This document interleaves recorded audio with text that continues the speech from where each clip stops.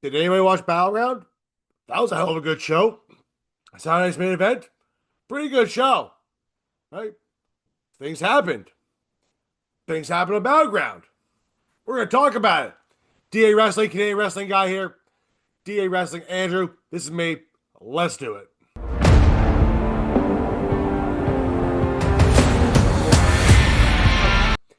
So we're gonna talk Battleground first. Then we're gonna move on to Saturday's main event because Sunday was a really good show.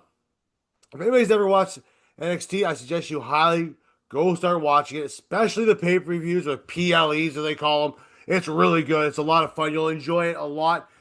Before we get any further, let's go, guys. Make sure, if you are liking the content here, make sure you like, share, subscribe down below. Follow us on Spotify. Follow us on Podbean. Click the like thing there. Right? You guys like watching the videos? Please. We appreciate it all. You guys have the opportunity, though, just click that little subscribe there. Helps a lot. Small click for you, big click for us. Thank you very much. Anyway, let's get on to this. So, Battleground. Talk the big news off the top there. The TNA title is no longer on Joe Hendry. It is now on Trick Williams. NXT star Trick Williams. That's right. Trick won last night. A little bit of a controversial way, though. I mean, let's be honest. Right? At Battleground. He introduced the title. He lost the title. He was laying on the mat. He lifted up Joe Hendry. Joe Hendry ended up falling backwards, actually accidentally hitting the thing inadvertently. Yeah. Right. Trick ended up hitting the trick shot for the second time in the match. He didn't get up this time. 1, 2, 3. Trick was surprised he even won. TNA champion. There you go. He's going to be on TNA this week, Thursday. Might start pulling out the TNA reviews then, again. Might have to do that. Anyway. Trick Williams ended up winning, beating Joe Hendry in a excellent match, back and forth match, right? Joe Hendry, you gotta love his theme music, right? You say his name and he appears. I believe, yeah. Well, people apparently believe in Joe Hendry, and well, that didn't work out too well, that did it. But it's been interesting to see what happens here. Now, I've seen a lot of people say online, how can they do this? It doesn't work out well. Really, let me tell you something. This is really good for TNA when you think about it. A lot of people watch NXT more than they do TNA. Please comment down below if I'm wrong. So, this will put eyes more on TNA now that an NXT person, right, is now the TNA champion. How long he holds that title, I don't know. Right? It remains to be seen. Although Mike Santana might be up for a challenge to face Trick Williams, he posted on X a while later saying, well, I got to do something to get this thing back. I mean, Mike Santana be the TNA champion. I mean, I don't see a problem with that. But we'll see what goes on with this one, too. It was really good. It's the first time this has ever happened in this relationship so far, really. I thought Cora Jade won something, but I might be wrong. But anyway,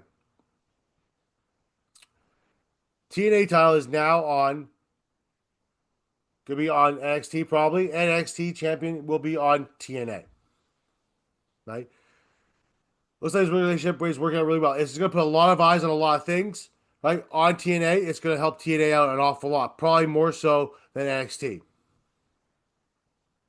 Right? Really good match, though. Highly recommend you go watch it. Stephanie VAQUER, my lady, beat Jordynne Grace. Great to see. Stephanie VAQUER's popularity is absolutely astounding. Like, I like her for a lot of reasons. Phenomenal wrestler. Helps that she's gorgeous. Right? She relates to the crowd.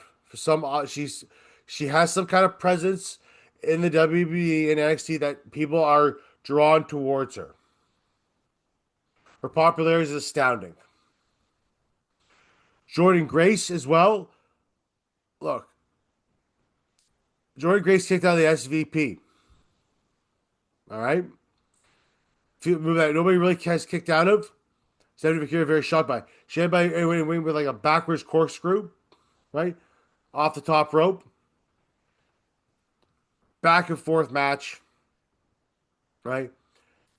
Obviously, Stephanie McCure did the Devil's Kiss. People got a huge reaction for it. You tell she loves it. You know? Right? Jordynne Grace had a lot of times Jordynne Grace probably could have won that match. Maybe even should have won that match a lot of times. Highly recommend you go watch it. Stephanie McCure was kind of confronted later on in the show. I was over because at the ringside, two women from AAA were in the crowd. Obviously, we have Worlds Collide coming up with WWE. It's AAA and NXT. Looks like we might get one of those women in a match against Stephanie McCure. Probably for the NXT title. So, but JC Jane got out of the way too in the middle of that and slapped the taste out of Stephanie McCure's mouth. So we might even get JC Jane finally getting a title shot against Stephanie McCure. Obviously, probably not going to work out very well for her, but hey, we'll find out. Right? I mean, these women beat the hell out of each other. The opening match of the card, though, was Sol Roca versus Kalani Jordan. And Sol Roca probably hit the craziest soul snatcher I've ever seen. She did off the top of the rope. She's on the top rope there. She knocked Kalani to the floor, onto the mat. Kalani tries to get back up, and she does a soul snatcher from the top rope, hitting Kalani with it. 1, 2, 3. A little bit of controversy in there, though, too. Right? At one point, Kalani Jordan was trying to go for her finisher off the top rope. That split-legged thing she does. My moonsault. Right? And Zarya kind of moved Sol Roca out of the way. The ref caught her. It was blatant, too. Like, the ref, she didn't even try to hide it. Right? Ends get kicked out of the match. Shortly after that, Sol Roca ends up winning the match. Right? Sol Roca was very surprised, too, because she rolled out with Ray, too. Right? After that happened, and she got kicked out going, what did you do? Or what are you doing? You mouthed the words to her. Right? Excellent mid card. These two women. Now, I'm starting to get more sold on Sol Roca. I was not sold on Sol Roca in the beginning. Right? But she's really starting to sell me. Right? She is a very good, talented woman. Gorgeous, too. So is Kalani Jordan. Like, damn, that girl's fantastic looking. Like, absolutely phenomenal. Right? And she's come a long way, too. They both have, right? I see Sol Roca and Kalani Jordan eventually being probably in a rivalry for the rest of their careers, going for the title back and forth. I can see this one happening. Didn't get the heel turn to Zarya, which is kind of disappointing. That I was hoping was going to happen. But this may obviously what happened though too, where it almost cost Sol Roca the match. That might be the process where they start moving towards it. So let's keep that in mind there. We might end up getting that somewhere down the line soon. Because obviously that title is going to shine. It's going to piss off Zarya. Let's be honest. There are no friends in wrestling. I mean, look at Kevin Owens and Sami Zayn. They've been friends back and forth for years. Kevin always tends to powerbomb Sami. We end up getting also Tony D'Angelo losing to Stacks. Called it. Right? Standing Stacks. And it's a very good match. Right? A lot of stuff was being said there. You betrayed me. Right? You know, at one point, Standing Stacks tried to say, I'm sorry. Tony said, you made your bed. Now you got to sleep in it. The man they've been looking for finally showed up. Luciano showed up. I think that's his name. Yeah. He showed up. Didn't interfere in the match. But Tony saw him. He got really upset. Where were you? Where are you? Stacks kicks him in the back. Kicks him in the nads from behind.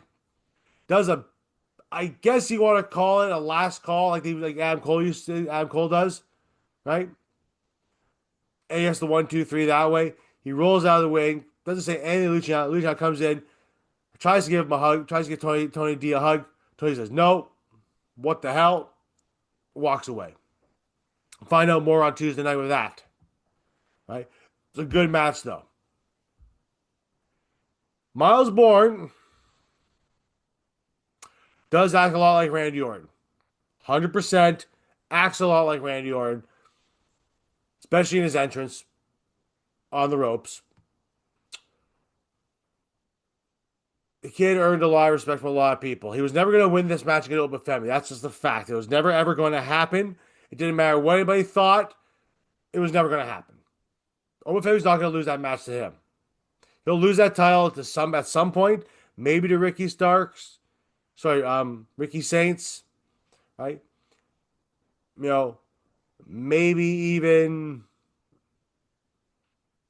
like All Ego Ethan Page again, right? Maybe Page will regain the title, right? But it was a good match though. He kind of pushed Open Femi a little bit, but Open Femi was never going to lose this match. He was never going to lose. I think that's just delusional. Everybody thinks that he was going to lose that match. You're kind of delusional. Sorry. You know, I mean, let's be honest. It looked like he was going to win a couple points. But it was never going to happen.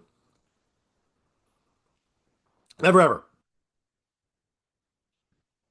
Open Femi will leave that place probably champion. Let's be honest.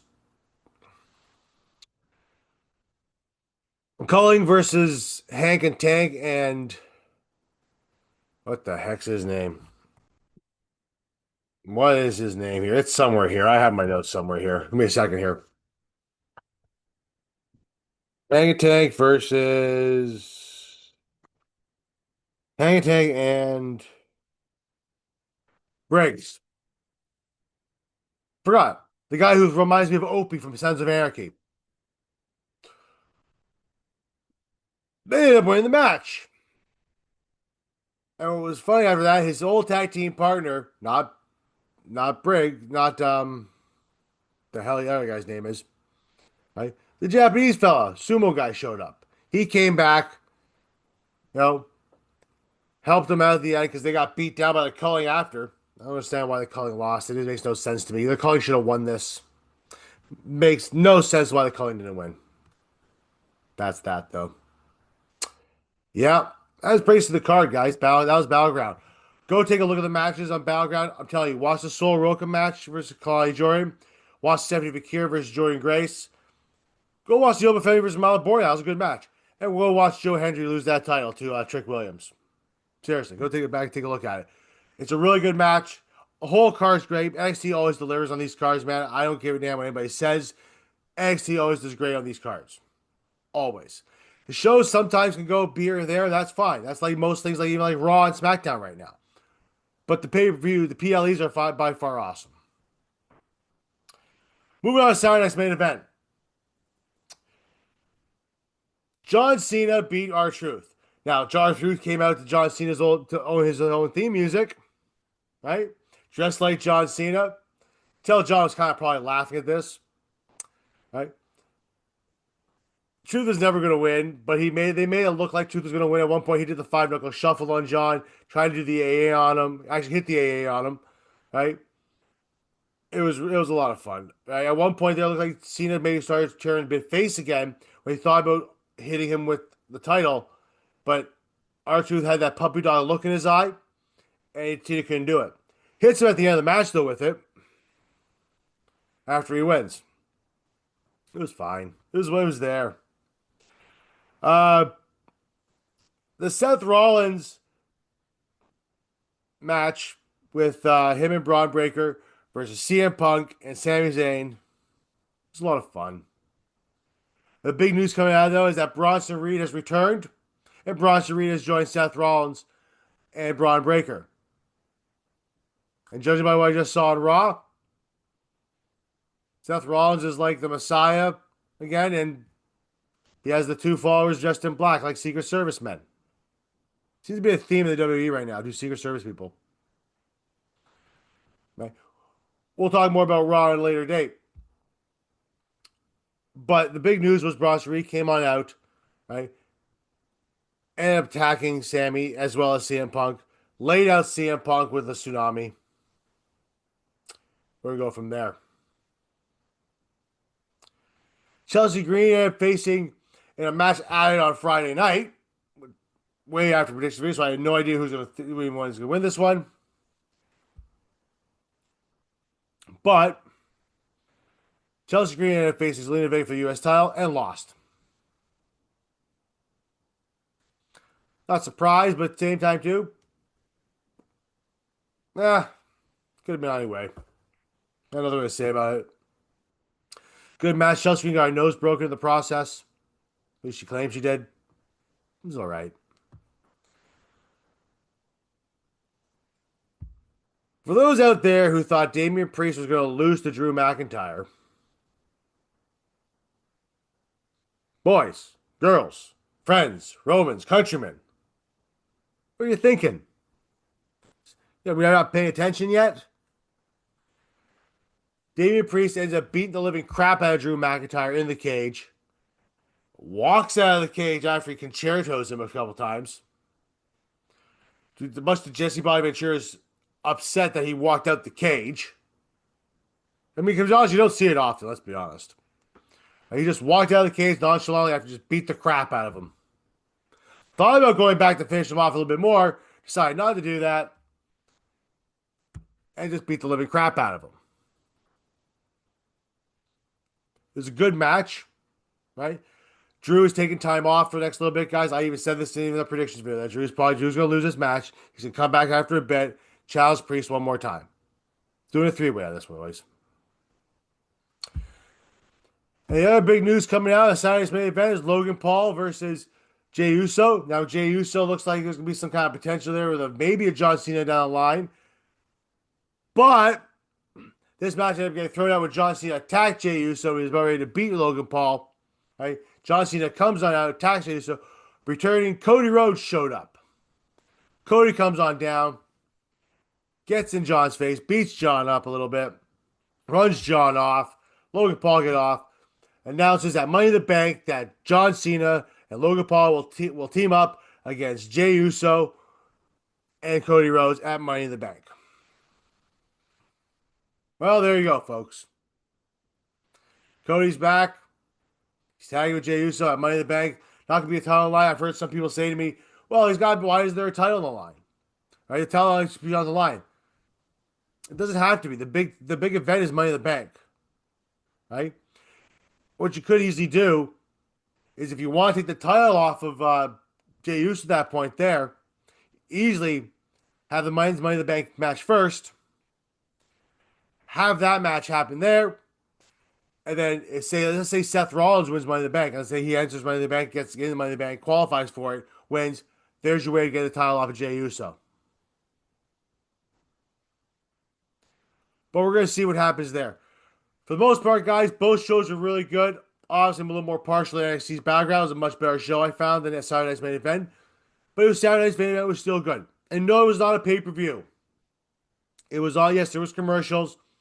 It was on NBC Live TV. What do you expect? Right? All in all, guys, both shows are really good. I enjoyed both of them. Excellent time for both. Go take a whack and watch them. Highly recommend go watch Battleground. Really do. Watch them start to finish. It is a really good show. It really is. Hell of a time in Tampa. Anyway, guys, that's it for me for this episode of DA Wrestling Review of Shows. I'm Andrew. Make sure you follow us on Spotify, Podbean, as well as here. Click on YouTube. Follow us on all our socials at DA Wrestling and DA Sports. You can find mine there somewhere around there too.